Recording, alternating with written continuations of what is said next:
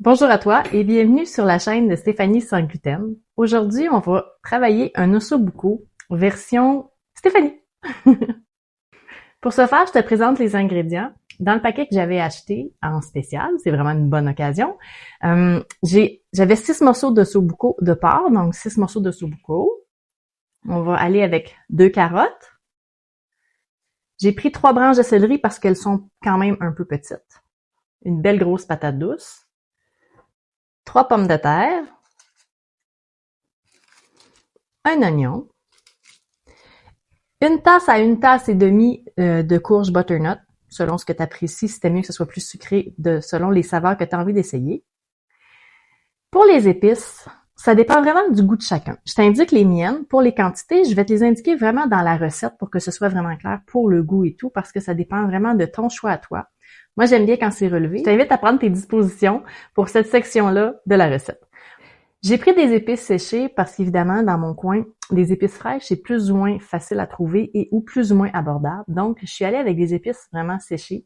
Et puis, si tu désires savoir quelle marque, écris-moi en privé. Je vais te dire lesquelles j'utilise qui sont sans gluten et pratiques. Ici, j'ai vraiment de l'origan, du persil et du basilic. Évidemment, du sel, non, du poivre, du poivre et du sel selon le goût que tu veux mettre.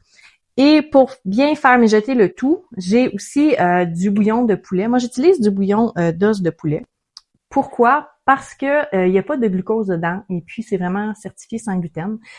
Ça, c'est seulement quand je veux pas ou que j'ai pas eu le temps d'avoir un bouillon maison que je vais faire lorsque je vais cuire du poulet. Quand je fais cuire du poulet, évidemment, je fais un bouillon maison. C'est plus facile, c'est plus simple, c'est selon mes goûts. Mais quand on veut que ce soit plus rapide et qu'on n'a pas eu le temps de faire un bouillon maison, bien, on y va avec celui-là. J'apprécie vraiment cette marque-là. Un petit peu dispendieux, donc on attend d'être en spécial, puis ça fait vraiment le travail. Pour débuter, je vais commencer par relever la viande, vraiment la faire dorer des deux côtés pour que ça amène un beau caramélisé. Et ensuite, on va s'occuper des légumes. Je te reviens. J'ai commencé à faire chauffer la poêlonne. C'est un petit peu plus compliqué parfois à la maison parce que moi, je suis cœliaque, évidemment, tu le sais parce que tu suis ma chaîne. Mais ce que tu ignores, c'est que j'ai un de mes enfants qui a aussi un problème de santé qui fait qu'on peut pas utiliser certains produits dans la cuisine pour lui, pour cuisiner. Alors, souvent, en tout temps, on ne peut pas utiliser aucune matière grasse pour faire cuire. Fait que ça fait on doit s'adapter, je te dirais, à vraiment pouvoir cuisiner d'une façon différente. Puis, faire revenir de la viande quand on peut pas utiliser de matière grasse, ça peut être un petit peu plus complexe. Je le fais quand même dans une poêle anti-adhésive, mais ça amène quand même une difficulté supplémentaire dans la recette, dans le sens où on s'adapte à cette situation-là. Donc, pas d'huile, pas de beurre, aucune matière grasse. Puis on y va comme ça.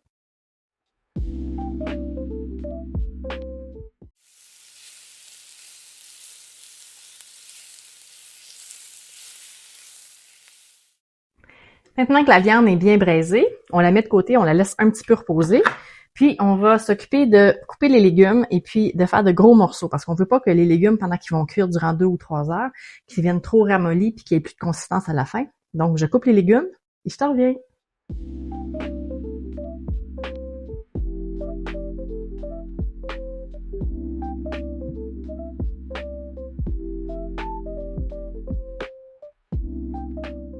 On se rappellera que je suis pas une cuisinière, mais une maman à la maison, donc les petits morceaux partout, on s'inquiète pas trop de ça.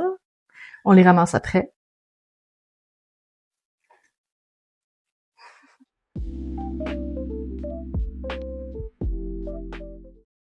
On y va pour la patate douce.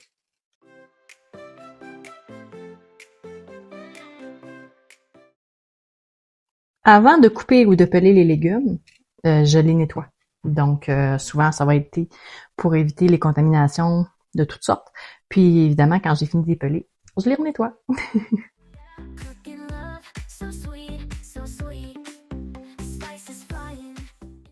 Je vais y aller avec l'oignon. On va le couper un peu plus gros que d'habitude, pas de petits morceaux, vraiment de gros morceaux. Ça va laisser la saveur, mais ça va aussi permettre que ce soit plus joli quand on va le mettre dans notre assiette. On mange aussi avec les yeux. Je vais préparer la courge butternut. C'est un peu un combat de tous les jours avec moi pour celle-là. C'est un peu difficile à éplucher. à peler en fait, puis à arranger. Si tu as des trucs, je suis preneur, tu me dis ça en privé. Ici en dessous, parle-moi de la façon dont tu vas utiliser tes outils de cuisine pour maîtriser la fameuse courge butternut. Fait que je vais l'arranger un peu, je la mets en cube, puis je te reviens.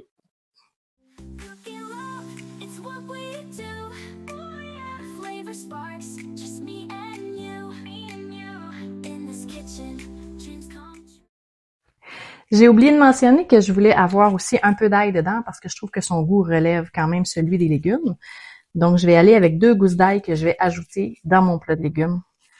Ça va donner un petit goût délicieux.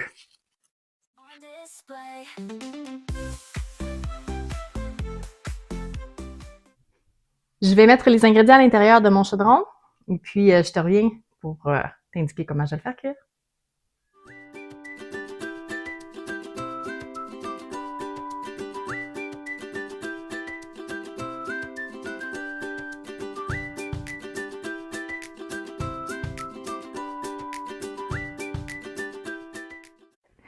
J'ai mis les ingrédients à l'intérieur de mon faitout. Ici, j'ai mon bouillon de poulet que je t'ai montré tout à l'heure, mon bouillon d'os de poulet. Je l'ai fait chauffer pour qu'il soit à bonne température pour que les ingrédients commencent déjà à être ensemble. J'ai oublié de mentionner tout à l'heure, j'avais des feuilles de laurier.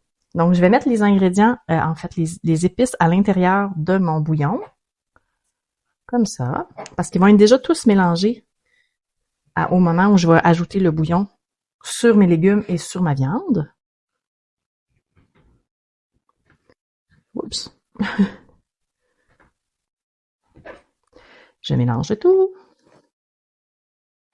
Après avoir mélangé, je vais ajouter le liquide dans mon chaudron, mais je vais pas remplir jusqu'au bout. Je vais vraiment aller à mi-hauteur pour que les saveurs se dégagent, mais pas pour que ça devienne une soupe en fait.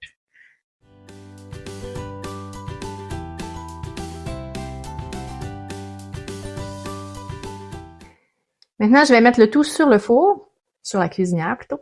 Je vais couvrir, puis je vais laisser mijoter entre 2h30 et 3h en surveillant que la viande vienne vraiment tendre, mais pas que tout soit mou, trop mou. Et puis, je vais rectifier aussi l'assaisonnement durant la cuisson pour m'assurer que le tout est vraiment savoureux et à mon goût. Donc, je laisse mijoter et je te reviens. J'ai laissé mijoter pendant 2h45. Là, je vais servir dans mon bol comme ça, puis je vais te montrer à quoi ça ressemble. Et voilà, je te montre le plat.